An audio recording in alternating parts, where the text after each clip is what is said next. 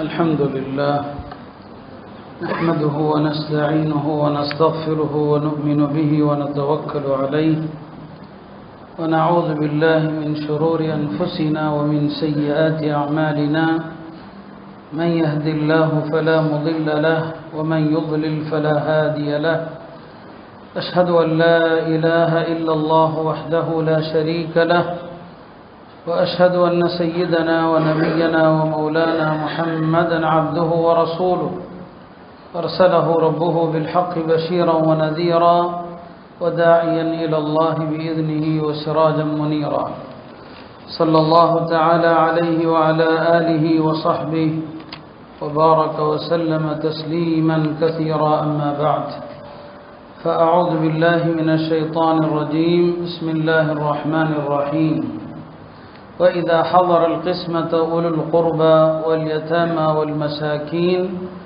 فارزقوهم منه وقولوا لهم قولا معروفا وقال النبي صلى الله عليه وسلم أحب الناس إلى الله أنفعهم للناس وأحب الأعمال إلى الله سرور تدخله على مسلم تكشف عنه كربة أو تقضي عنه دينا أو تطرد عنه جوعا ولأن أمشي مع أخي لي أحب إلي من أن أعتكف في هذا المسجد شهرا أو كما قال صلى الله عليه وسلم.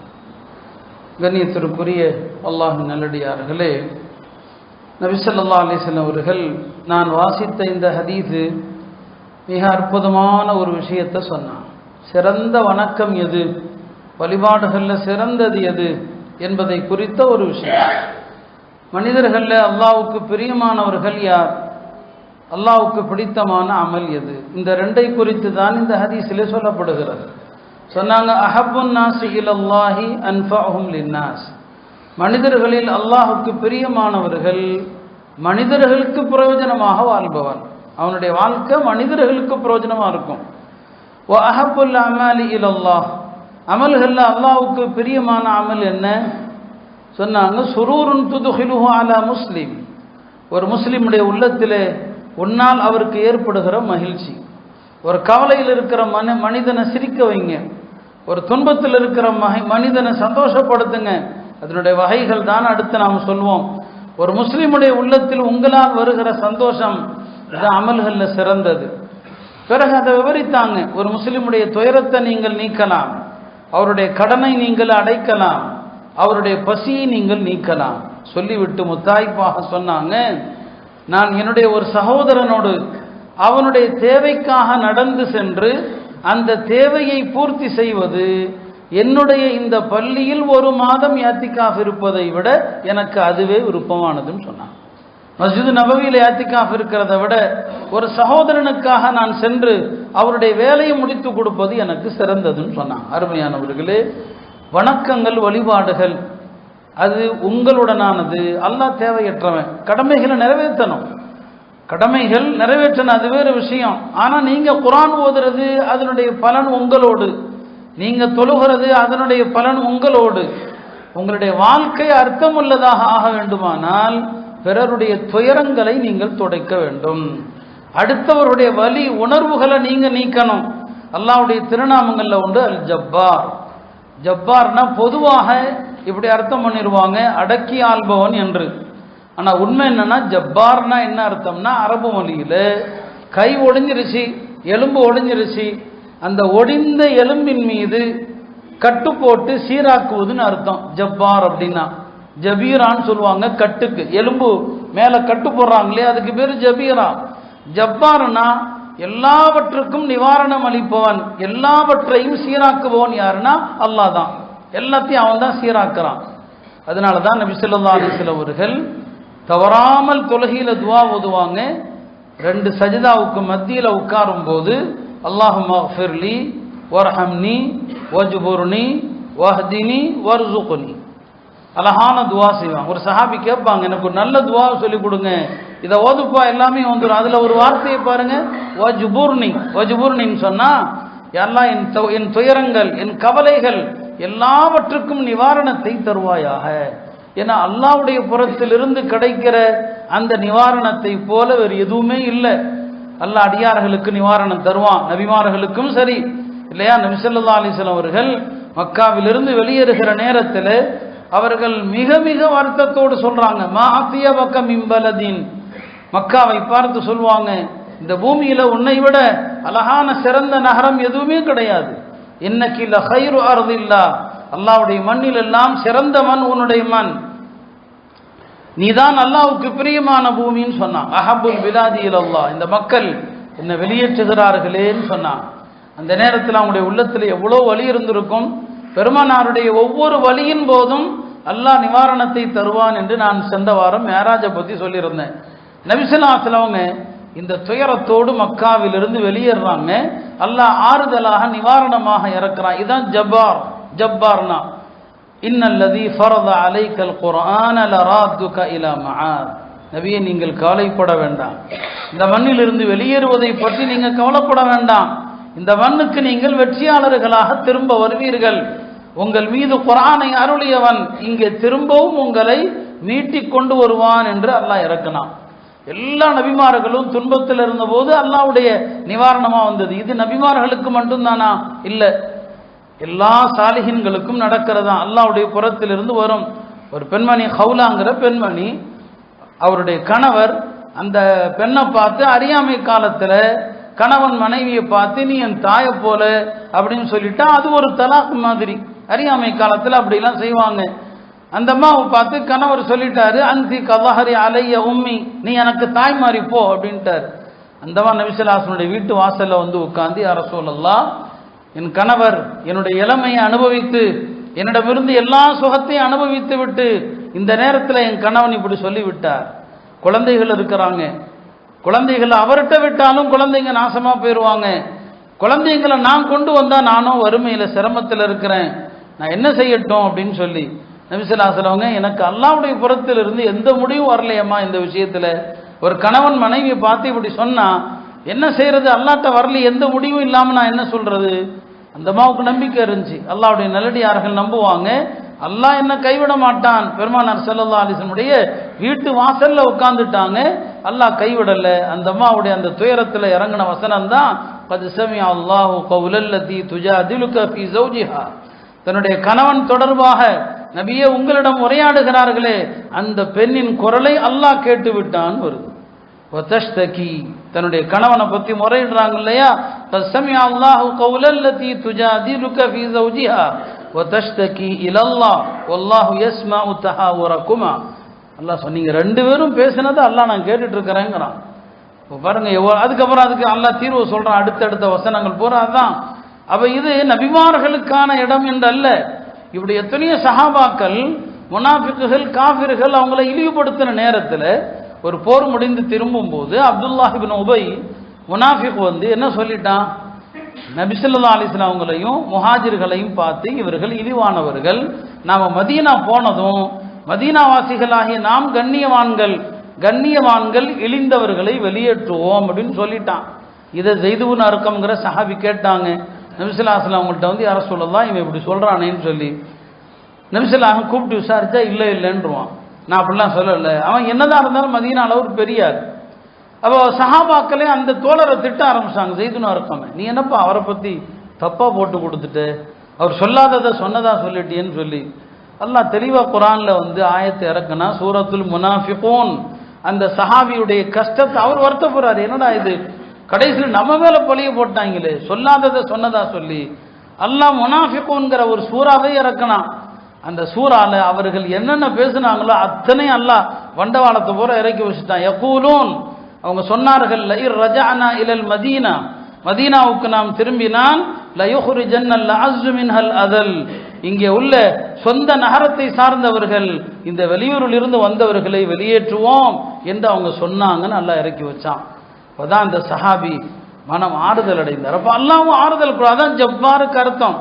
வறுமையில் இருக்கிறவர்களை அல்லாஹ் தூக்கி வர்றான், அவன் ஜப்பார். வறுமைங்கிற நிலைமையை சீராக்குறான், நோயில் இருப்பவர்களுடைய நோயை குணப்படுத்துறான், அவன் ஜப்பார். இதான் அர்த்தம் ஜப்பாருக்கு, இருக்கிற கஷ்டத்தை எல்லாம் சீராக்குறவன் அர்த்தம்.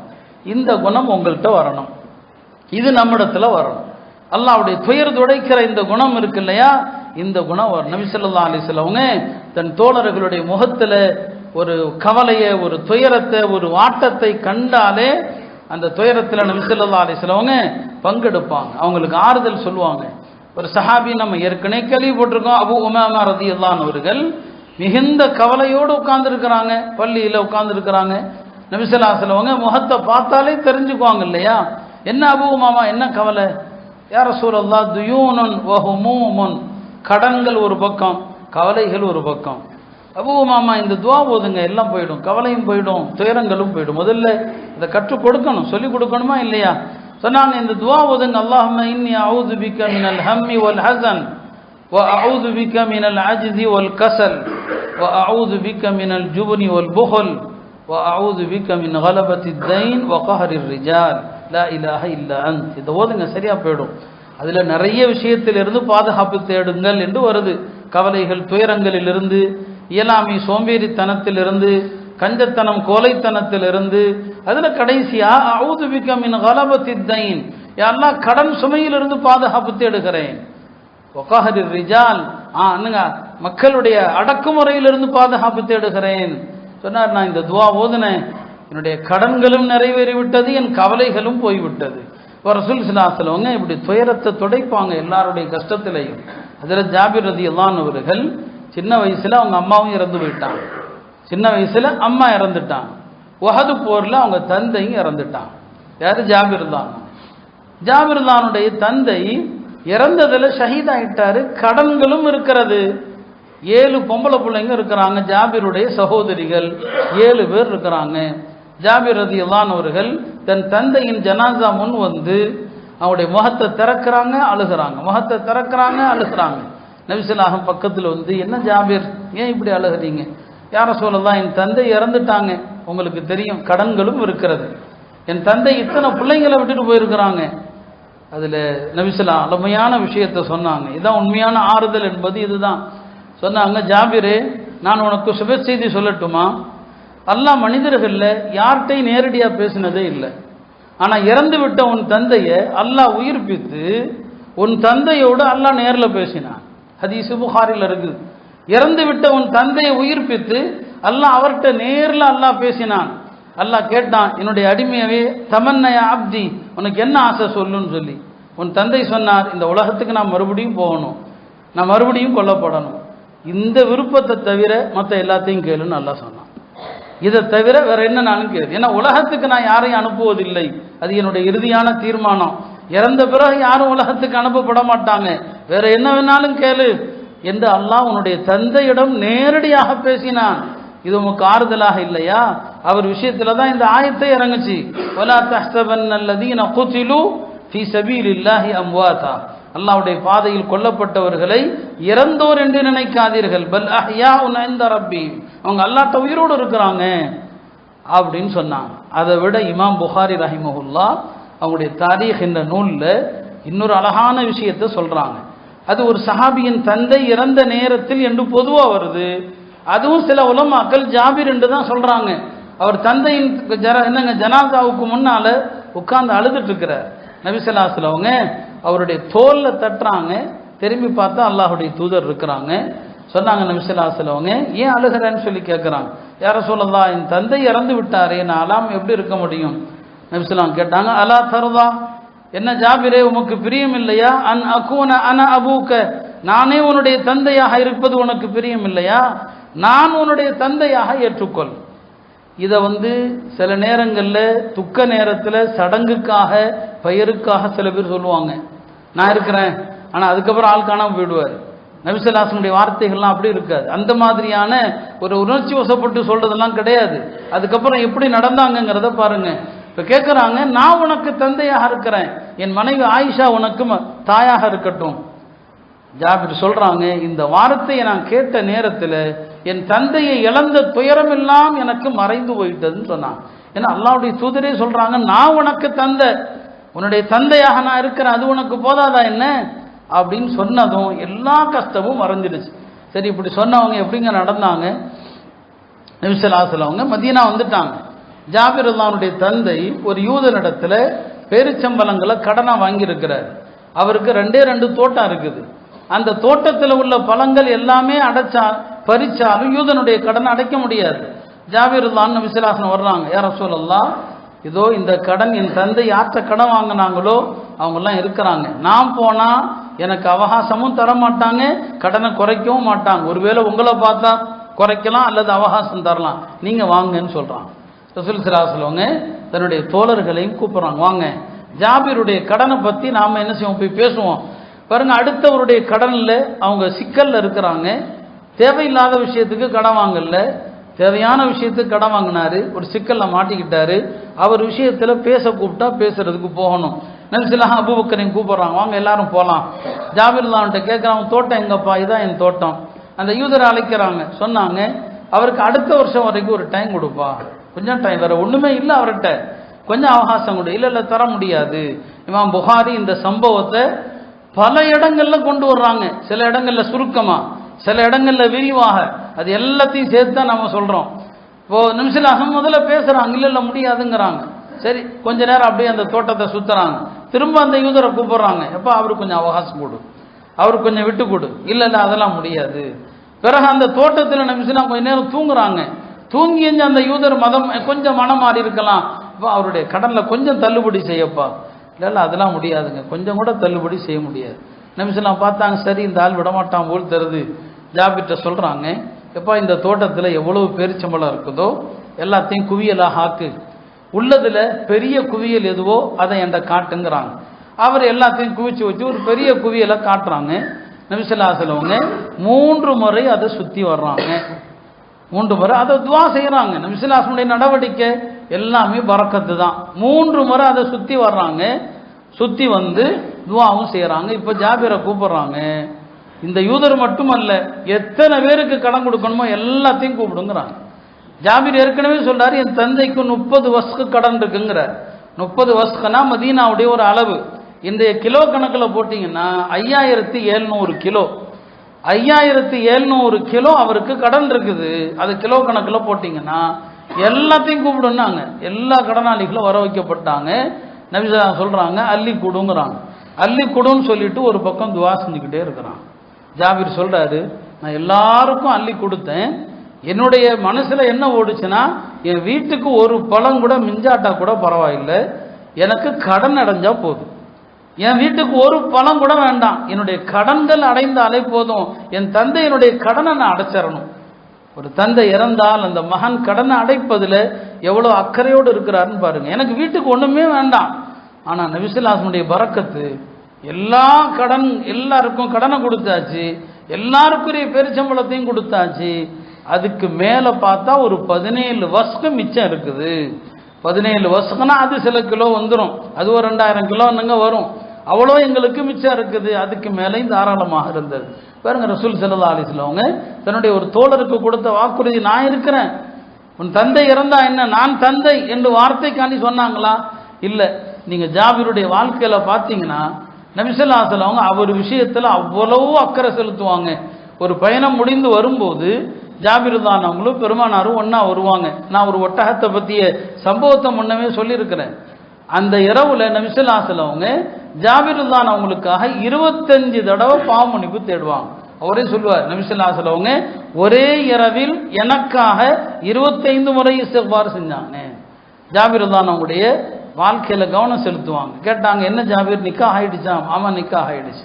யாரை நிக்காக பண்ணீங்க? கன்னி பெண்ணா அல்லது ஏற்கனவே கல்யாணமான பெண்ணா? ஏற்கனவே கல்யாணமான பெண்ணு தான். நீ வாலிபராச்சப்பா, நீ கன்னி பெண்ணை இல்லவா நிக்கா செய்யணும்? ஒரு கன்னி பெண்ணை நிக்கா செஞ்சாதான் ஒரு கணவனுக்கு இன்பம் முழுமையாக இருக்கும். நீ அவளோடு விளையாடலாம், அவள் உன்னோடு விளையாடுவாள், நீ அவளை சிரிப்பூட்டலாம், அவள் உன்னை சிரிப்பூட்டுவாள். ஒரு கன்னி பெண்ணு தானே உனக்கு பொருத்தம். ஆமாம், யாரை சொல்லதா இல்லைன்னு சொல்லலை. எங்கள் வீட்டில் 7 பிள்ளைங்க இருக்கிறாங்களே, நான் ஒரு கன்னி பெண்ணை கூட்டு வந்தா வீட்டில் ஏற்கனவே 7 குமரி இருக்குது, இந்த குமரியோட 8வது குமரியும் கூட்டு வந்து வீட்டில் அடிதடிக்கா என்ன? என்னுடைய சகோதரிகள் சின்ன பிள்ளைங்க, அந்த பிள்ளைங்களுக்கு தலை வாரணும், அந்த பிள்ளைங்களுடைய தேவைகளை பூர்த்தியாக்கணும். ஏற்கனவே ஒரு கணவனோடு வாழ்ந்து அனுபவம் உள்ள ஒரு குடும்ப பெண்ணா இருந்தா அவதானே எனக்கு பொருத்தம்.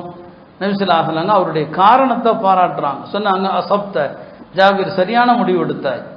சரியான முடிவு, கரெக்டான முடிவு, இப்படிதான் உன் குடும்பத்துக்கு நீ எடுத்த முடிவு சரிதான், அல்லாஹ் உனக்கு பறக்க செய்யட்டும்னு சொன்னான். இப்படி அவங்க தந்தை இறந்த நேரத்தில் நான் உனக்கு தந்தையாக இருப்பேன்னு சொன்னாங்க. அவருடைய வாழ்க்கையில எல்லா இடங்களிலும் பெருமானார் ஸல்லல்லாஹு அலைஹி வஸல்லம் உடன் இருந்தாங்க. அருமையானவர்களே, இதுதான் அடுத்தவருடைய துயரத்தில் பங்கெடுக்கிறது. மிஸ்ரில் ஒரு பெரிய அறிஞர் இருந்தாங்க, குர்ஆனுடைய பெரிய விரிவுரையாளர் முத்தவல்லி ஷாராவின்னு சொல்லி. அவங்க 2000களில் ஒஃபாத்தான ஒரு அறிஞர்.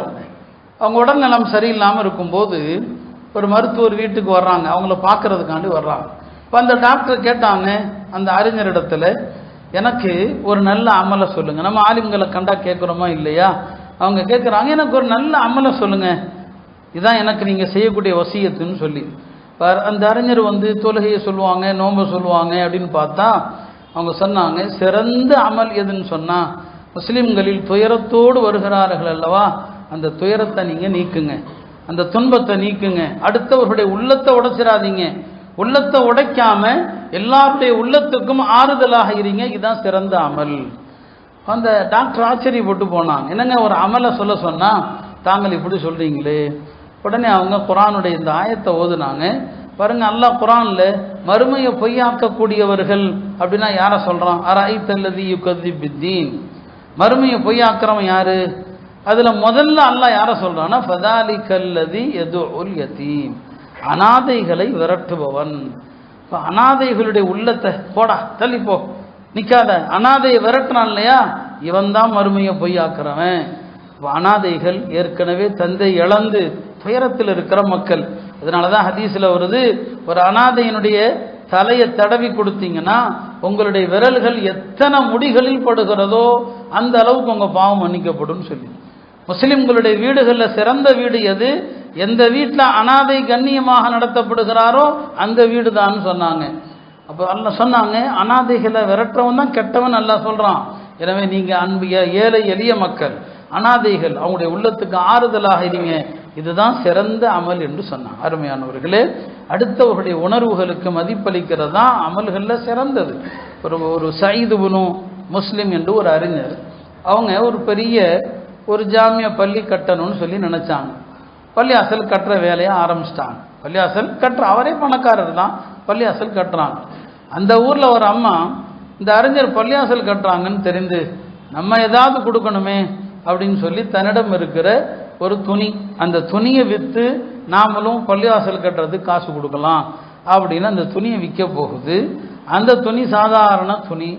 அந்த நேரத்தில் அது ஒரு அரை தீனார், ஒரு தீனாரில் பாதி, அரை தீனாருக்கு போகும். அரை தீனாருக்கு அந்த துணியை வாங்குறதுக்கு சில பேர் வர்றாங்க. இப்போ அந்த அம்மா கவலைப்படுது, அரை தீனாரை கொடுத்து நான் என்ன செய்ய போகிறேன், இதை அந்த அறிஞர் கேள்விப்படுறான். உடனே அந்த அம்மாவை கூப்பிட்றான். கூப்பிட்டு என்னம்மான்னு சொல்லி, இல்லைங்க இந்த பள்ளியாசல் கட்டுறதுக்கு இந்த துணியை வித்தாவது காசு கொடுக்கலாமே நினச்சேன், நான் வாங்கிக்கிறேன் கொடு அப்படின்னு சொல்லி அரை தீனாருக்கு போக வேண்டிய அந்த துணியை அந்த அம்மாவை சந்தோஷப்படுத்துவதற்கு, இது அருமையான துணிமா, 1000 தீனாருக்கு வாங்குறார். 1000 தீனாருக்கு வாங்கி நீ இந்த பள்ளியாசலுக்காக 1000 தீனார் கொடுத்துருக்கிற போமாங்கிறார். அப்போ அந்த ஏழை பெண்ணுடைய உள்ள அவ்வளவு சந்தோஷம், மகிழ்ச்சி அந்த அம்மாவுக்கு. இந்த பள்ளிக்காக நான் 1000 தீனார் கொடுத்துட்டேன். இது எதற்காக? அந்த அம்மாவுடைய உள்ளத்தை சந்தோஷப்படுத்துவதற்காக. இதெல்லாம் அறிஞர்கள் வாழ்க்கையில செயல்படுத்தினாங்க. நபி ஸல்லல்லாஹு அலைஹி வஸல்லம் அவங்க ஒரு செருப்பு, கிழிஞ்ச செருப்பை தச்சு கொடுத்த ஒருத்தருக்கு 1 தீனார் கொடுத்தாங்க. 1 தீனாருங்கிறது இன்றைய தங்கத்தினுடைய கணக்கில் 4 கிராம் தங்கம். 1 கிராம் இன்னைக்கு எவ்வளோ இருக்குன்னு உங்களுக்கே தெரியும். இமாம் ஷாஃபி ரஹ்மத்துல்லாஹி அலைஹி ஒரு முறை செருப்பு கிழிஞ்சு போச்சு, தச்சாங்க. அப்போ அந்த செருப்பு தைக்கிறவனுக்கு காசு கம்மி தான். இமாம் அவர்கள் 1 தீனார் கொடுத்தாங்க. ஏங்க 1 தீனார் போய் கொடுக்குறீங்க?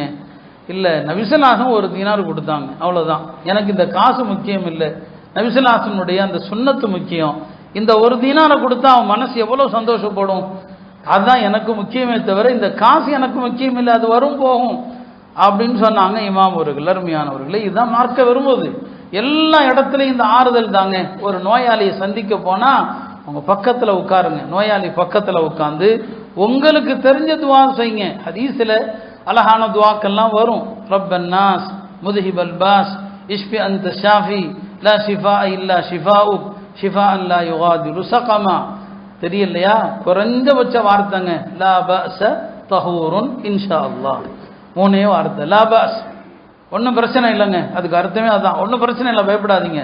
தஹூர், இது உங்கள் பாவத்துக்கெல்லாம் பரிகாரமாக இருக்கிற, சுத்தப்படுத்துறது.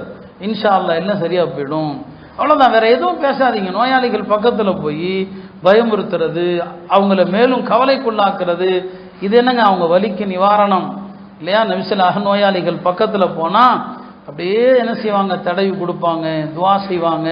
என்னங்க நபிஸல்லாஹு அவங்களுக்கு நோய்வாய்ப்பட்டால் ஜிப்ரீல் வருவாங்க. ஜிப்ரீல் அலைஹிஸ்ஸலாம் வந்து பெருமானாருக்கே ஓதி பார்ப்பாங்க. ஒரு நாள் காய்ச்சலில் கஷ்டப்படுறாங்க, அஸ்அலுல்லாஹல் அஸீம் ரப்பல் அர்ஷில் அஸீம் ஐ யஷ்ஃபிய. ஒரு நோயாளியை பார்க்க போகிறோம், 7 தடவை அஸ்அலுல்லாஹல் அஸீம் ரப்பல் அர்ஷில் அஸீம் ஐ யஷ்ஃபிய. நீங்கள் ஓதுறீங்கனாலே அப்போ அந்த நோயாளிகளுடைய முகத்தை நீங்கள் பாருங்கள். ஒரு நோயாளி சந்திக்க போகிறீங்க, நாமெல்லாம் வெட்டி பேச்சு பேசுகிறதுக்கு போகிறோம், பக்கத்தில் உட்காருங்க. நீங்கள் ஓதுறது உங்கள் உதட்ட அசைவை பார்த்தாலே அந்த நோயாளிக்கு உள்ளத்தில் ஒரு பெரிய நம்பிக்கை வரும், ஒரு பெரிய நம்பிக்கை. அந்த நேரத்தில் நீங்கள் பார்க்குற அந்த சந்தோஷம் இருக்கு இல்லையா, உங்கள் பாவத்தை பூரா அழிச்சு விடுங்க, உங்கள் பாவங்கள் எல்லாம் கஃபாராவாயிடும். அதுக்கு தான் மார்க்கம் நோயாளியை நலம் விசாரிக்க சொல்கிறது இல்லையா? ஒரே நாளில் 4 அமல் யார் செய்வாரோ அவருக்கு சொர்க்கம் உறுதி. நபிஸல்லாஹு ஒரு நாள் கேட்டாங்க, இன்னைக்கு யார் நஃபில் நோன்பு வச்சிருக்கிறது? அபூபக்கர் கையை தூக்குனாங்க, நான் வச்சிருக்கிறேன். இன்னைக்கு யாராவது ஜனாசாவை தொடர்ந்து போனீங்களா? அபூபக்கர் கையை தூக்குனாங்க.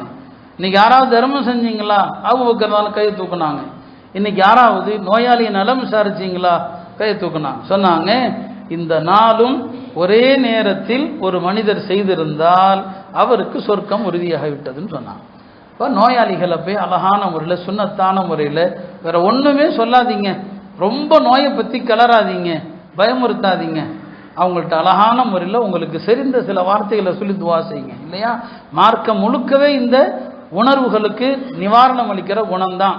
இறந்து போயிட்டாங்க, இறந்த ஒரு வீட்டுக்கு போறீங்களா, மார்க்கம் என்ன அழகான வழிமுறை சொல்லுது. நம்ம அந்த சுன்னத்துக்களை தெரிய முற்பட்டதும் இல்லை. யாரோ இறந்துட்டாங்க, ஒரு வீட்டுக்கு போறீங்கன்னா மையத்தினுடைய வலி இல்லைங்களா? தந்தை இறந்தால் மகன், மகன் இறந்தால் தந்தை இல்லையா, சகோதரர்கள், இவங்க தான் மையத்தினுடைய வலி என்று சொல்லுவாங்க. அந்த வலியுடைய கரத்தை பிடித்து லில்லாஹி மா அஹத் வலில்லாஹி மா அஅதா, எதை அல்லாஹ் கொடுத்தானோ அதுவும் அவனுக்குரியது தான், எதை எல்லாம் எடுத்தானோ அதுவும் அவனுக்குரியது தான். வலி குல்லி ஷையின் இந்தஹு அஜலும் முஸம்மா, அல்லாஹ்ட்ட எல்லாவற்றுக்குமே ஒரு நேரம் இருக்குதுங்க, எல்லாத்துக்குமே. என்ன அழகான ஒரு கொள்கை உபதேசங்க அது.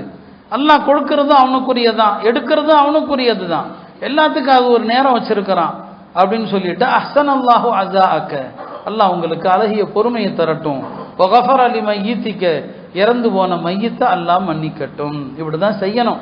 ஆனாலும் நாம சில நேரங்கள் எல்லாத்தையும் தான் சொல்றோம், யாரையும் நம்ம சொல்லல. எல்லாத்தையுமே பழக்கத்தில் என்ன வந்துடுது, ஏன் மொத்தா போயிட்டாரு, என்ன ஆச்சு, இதெல்லாம் அப்புறம் பேசணும். முதல்ல அவருக்கு சொல்ல வேண்டியது அஹ்சன் அல்லாஹு அஸாஅக வகஃபர லிமையித்திக. இப்படித்தான் நமக்கு மார்க்கம் கற்றுத்தருகிறது. எனவே அருமையானவர்களே, அமல்களில் தனிப்பட்ட அமல்கள் எல்லாம் வேற, இதுதாங்க மார்க்க விரும்புது. குரான்ல ஒரு அற்புதமான வசனங்க, சூரத்து நிசால வருது, நான் ஆரம்பத்தில் ஓதுனேன். இன்னைக்கு நாம இறந்தவர்களுடைய சொத்தை வாரிசுகளுக்கே பிரித்து கொடுக்கறது இல்லை, வாரிசுகளுக்கே கொடுக்கறது இல்லை. எத்தனையோ வாரிசு சொத்தை அனுபவிக்காம ஒத்தாவும் போயிடுறான். ஆனா இந்த ஆயத்தில் அல்லாஹ் என்ன சொல்றான் பாருங்க, வைதா ஹதரல் கிஸ்மத உலுல் குர்பா ஒல் யதாமா ஒல் மசாக்கீன் ஃபர்ஸுகூஹும் மின் வகூலு லஹும் கௌலம் மஅரூஃபா. என்னங்க இந்த ஆயத்துக்கு அர்த்தம், அந்த காலத்தில் யாராவது இறந்துட்டா அந்த இறந்தவருடைய சொத்தை வீட்டுடைய நடுப்பகுதியில், மையப்பகுதியில் வைப்பாங்க. பார்த்து என்ன செய்வாங்க, என்னென்ன சொத்து இருக்குது என்று எண்ணுவாங்க. எண்ணி எல்லாருக்கும் யாருக்கு எவ்வளோ பாகம் வருதுன்னு பிரிப்பாங்க. இப்படி பிரிக்கிற நேரத்தில் வாரிசல்லாத வேறு சில ஏழைகள், அல்லாஹ் சொல்றான் உலுல் குர்பா, வாரிசுகள் அல்ல சொந்தக்காரங்க வரலாம், யத்தீம்கள் வரலாம், மிஸ்கின்கள் வரலாம். அப்படி நீங்க சொத்தை பிரிக்கிற நேரத்தில் இந்த யத்தீம்களோ சொந்தக்காரர்களோ அனாதைகளோ வந்தால் ஃபர்ஸுகூஹும் மின்ஹு, இந்த சொத்திலிருந்து கொஞ்சம் அவங்களுக்கும் கொடுங்க. ஃபர்ஸுகூஹும் மின்ஹு, யாருங்க இதை அமல் செய்வா சொல்லுங்க? நாம யாராவது அப்படி செய்வோம்? முதல்ல எல்லாருக்கும் தெரிகிற மாதிரி பிரிப்போமா என்ன? எல்லாருக்கும் தெரியும். அந்த அல்லாஹ் சொல்றான், அப்படி சொத்தை பிரிக்கும் போது இது ஹதரல் கிஸ்மா, கிஸ்மான சொத்தை பிரிக்கிறீங்க, யாரோ வந்துட்டாங்க, ஃபர்ஸுகூஹும் மின், கொஞ்சம் கொடுங்க அவருக்கு. நீங்க கொடுக்கறது கம்மியா இருக்கலாம், கொஞ்சம் என்னடா இவ்வளோ சொத்து வச்சிருக்காங்க இவ்வளோ தானே கொடுக்குறாருன்னு நினைப்பாரு. வகூலு லஹும் கௌலம் மஅரூஃபா, அவரை அழகான வார்த்தையை சொல்லி அனுப்புங்க, போயிட்டு வாங்க அப்படின்னு அழகா சொல்லுங்க. அதான் கொடுத்தாச்சு இல்லை போயா அப்படின்னு சொல்லுவோம் நம்ம. இதுக்கு தான் அல்லாஹ் சொல்கிறான். அப்படிலாம் நம்ம சொல்கிறது உண்டு. அதான் தந்துட்டோம்ல போயிட்டே இருமோ. அல்லாஹ் சொல்கிறான், கொடுக்கறது மட்டும் இல்லாமல் வகூலு லஹும் கௌலம் மஅரூஃபா, உள்ளத்தை உடைச்சி பேசுறாதீங்க, உள்ளத்தை காயப்படுத்திடாதீங்க, அழகான வார்த்தைகள் சொல்லி அனுப்புங்க. பாருங்க, ஏழை எளிய மக்களுடைய உணர்வுகளை இந்த மார்க்கமும் எவ்வளவு மதிக்குது பாருங்க. நபி ஸல்லல்லாஹு அலைஹி வஸல்லம் அவங்க ஏழைகளுடைய உணர்வுகளை அவ்வளவு மதிப்பாங்க. இதாங்க குணம், இதுதான் உயர்ந்தது. அல்லாஹ் பெருமானாருடைய வாழ்க்கையில அதைத்தான் சொல்றான், ஃபஅமல் யதீம ஃபலா தக்ஹர். நீங்க யத்தீமா இருந்தீங்க, அல்லாஹ் உங்களை அரவணைச்சான், எந்த யத்தீமையும் நீங்க அதட்டாதீங்க. வஅம்ம ஸாயில ஃபலா தன்ஹர். நீங்க ஏழையா இருந்தீங்க, அல்லாஹ் செல்வத்தை கொடுத்தான், யாரும் யாசித்து வந்தால் அவரை விரட்டாதீங்க. இதான் பெருமானார் ஸல்லல்லாஹு அலைஹி வஸல்லம் உங்களுக்கு அல்லாஹ் குர்ஆன்ல அழகான முறையில் கற்றுக் கொடுக்குறான். அவங்க வாழ்க்கை முழுக்க அப்படிதான் இருந்தது. அப்துல்லாஹ் இப்னு உபை முனாஃபிக் இல்லையா, அந்த முனாஃபிக் இறந்த நேரத்தில் நபி ஸல்லல்லாஹு அலைஹி வஸல்லம் அவங்க தன்னுடைய மேல் சட்டையை கொடுக்குறாங்க. இங்கே ஒரு முனாஃபிக்கு போய் மேல் சட்டையை எதுக்குங்க கொடுக்கணும்? ஒரே காரணம் தாங்க, அவருடைய மகன், அவர் பேரும் அப்துல்லா தான், அவர் சிறந்த முஸ்லீமாக இருந்தார். நபி ஸல்லல்லாஹு அலைஹி வஸல்லம் அவங்க அவருக்காக, அவர் நல்ல மனிதர், தந்தை எப்படியோ இருக்கட்டுங்க, அவர் நல்ல மனிதர், அவருக்காக தன்னுடைய சட்டையை கொடுத்தாங்க. சில அறிவிப்புகளில் இப்படியும் வருது, நபி ஸல்லல்லாஹு அலைஹி வஸல்லம் சட்டை போகிறதுக்குள்ள அவரை எங்கே வச்சுட்டாங்க? கபூரில் வச்சுட்டாங்க. நபி ஸல்லல்லாஹு அலைஹி வஸல்லம் கபூரில் வைக்கப்பட்டவரை தூக்குங்கன்னு சொல்கிறான். தூக்கி, முனாஃபிக்குடைய ஜனாசா இது, தூக்கி தன்னுடைய சட்டையை அணிவித்து உள்ள வைக்கிறான். இதெல்லாம் அந்த ஒரு சஹாபிக்காக, அவருடைய உள்ளத்தினுடைய சந்தோஷத்திற்காக. எனவே அருமையானவர்களே, ஷாபானுடைய மாதம் அமல்களில் சிறந்த மாதம் இது. இந்த மாதத்தில் அதிகமாக நபி ஸல்லல்லாஹு அலைஹி வஸல்லம் நோன்பு வைப்பாங்க. அமல்கள் உயர்த்தப்படுகிற மாதம். என்னங்க, அமல்கள் 3 விதமாக உயர்த்தப்படுது. வாரத்தில் 2 நாள், திங்கள் வியாழன். தினசரி அமல் உயர்த்தப்படுது, அசரிலும் ஃபஜ்ரிலும். வருஷத்தில் ஒரு தடவை உயர்த்தப்படுது. அந்த வருஷத்தில் அமல்கள் உயர்த்தப்படுகிற மாதம் இந்த சங்கையான ரமதான், இந்த சங்கையான ஷாபானுடைய மாதம். இந்த மாதத்திலேயே ரமதானுக்கு நம்மை ஆயத்தப்படுத்தும் விதமாக நம்முடைய குணங்களை அழகுபடுத்துங்க, இல்லாத மக்களுக்கு உதவிகள் செய்யுங்க, அடுத்தவர்களுடைய உள்ளங்களை காயப்படுத்தாம காயப்பட்ட உள்ளங்களுக்கு நிவாரணமாக இருங்க.